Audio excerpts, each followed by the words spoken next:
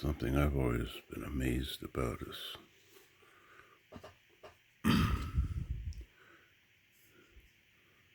the astonishing hypothesis of religion,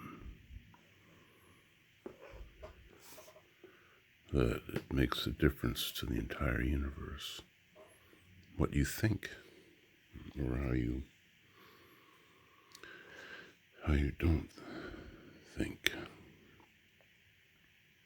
The other astonishing thing is the discovery by the ancients of timelessness, and that eternity is timelessness.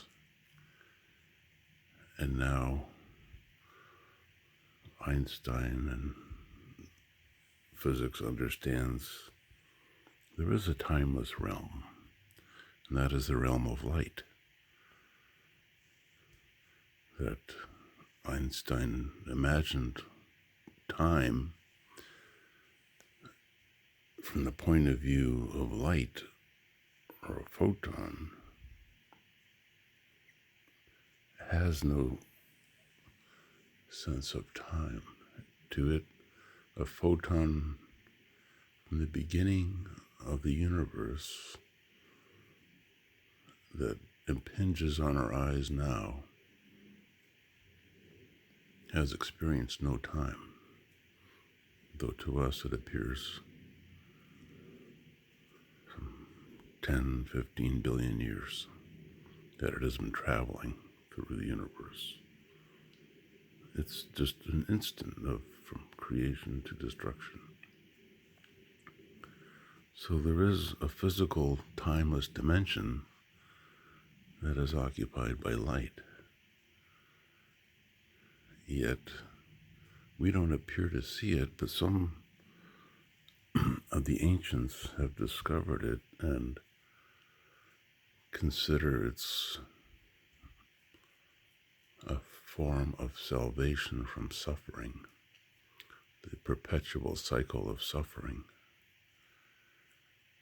that we experience in time because of craving. Time is pushed along by our craving for the next thought. So Dogen expresses his understanding of timelessness as yesterday's time and today's time do not go away. They are both in the moment when you directly enter the mountains and see thousands and myriads of peaks. That's from the Shobogenzo, I think, being time. So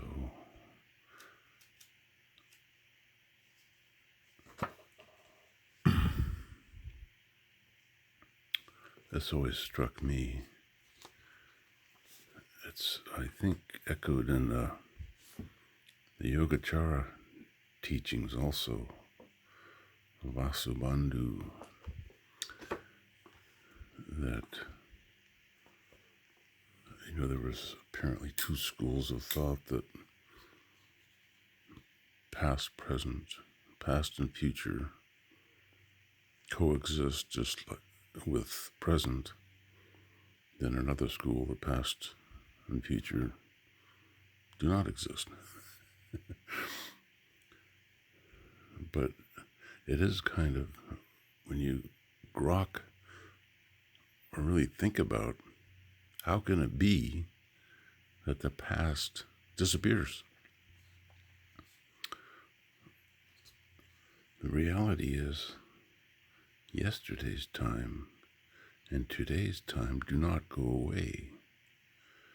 They are both in this moment when you directly enter the mountains and see thousands and myriads of peaks.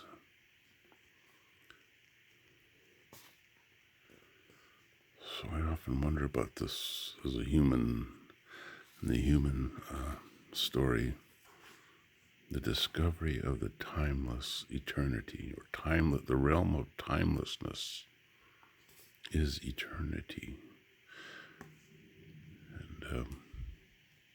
Joseph Campbell used to say that eternity is not a long time. It is not in time. That's the story. That's the message of some of these myths, and it goes way back. I believe there's discovery. It's back to the shaman era. In the trance state, they discovered this and received, inspiration and information from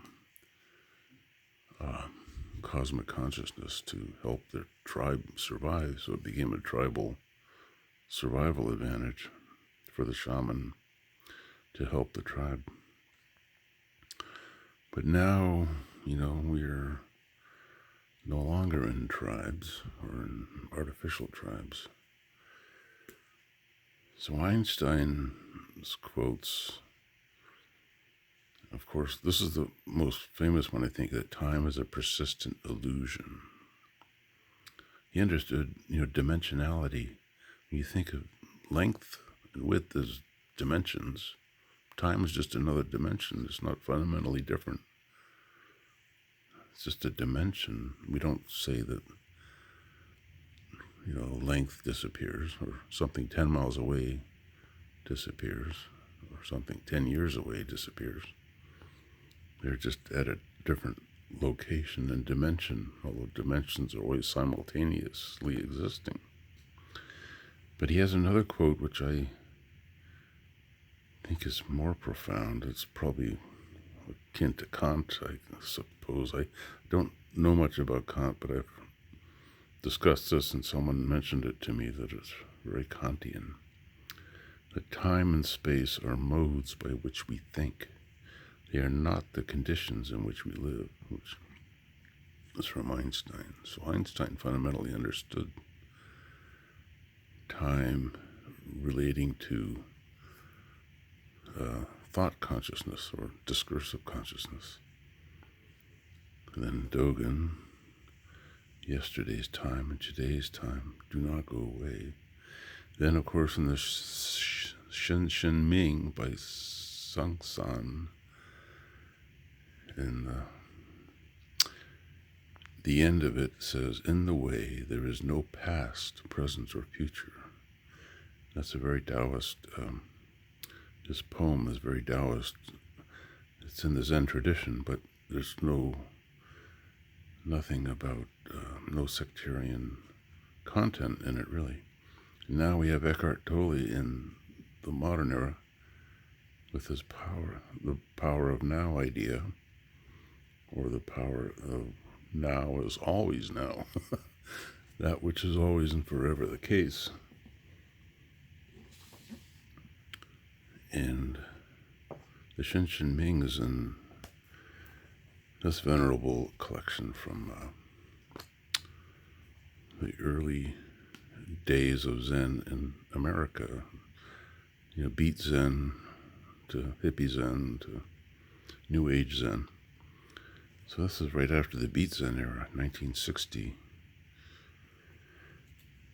R.H. Blyth. And this book I got from the Open Secret bookstore in San Rafael way back. And it's published in 1960 originally. So it'd be right after maybe in the middle of the beat era. And there was a big revival of Zen in the beat era, of course, with On the Road by Jack Kerouac. So it's interesting, in this first volume of 5, he does have the Shen Shen Ming, and he has a long essay of it, 60 pages or so. And this is a very modern poem. It blends Taoism and Zen, and it does not refer to any sectarianism or any historical context. It doesn't cite any koans or teachers or names. It's very abstract, but it's very concrete. It's all about the way. It doesn't mention the Buddha. It doesn't mention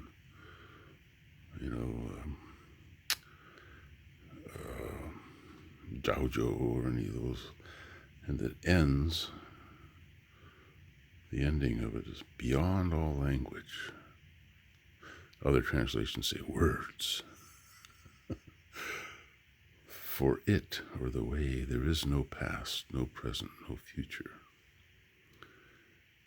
Because the only way we normally perceive time is thoughts arising and passing away one after the other, and our craving is pursuing the next thought, following the thought.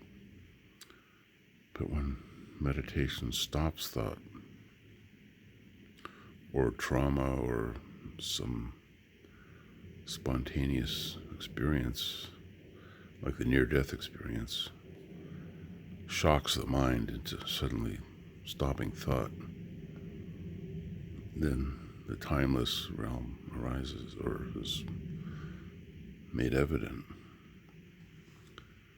Eternity and time are in love with each other, continually embracing in a divine union, yet always separate to the purely human eye. This is a very profound insight. I think that, to me, that's the key to all religions, is this insight of the timeless realm, which is nirvana, the kingdom of heaven. And that's what's implied by salvation, is getting out of the wheel of karma, of suffering, which is time driven by craving, realizing timeless realm where there is no suffering and no craving and no further arising.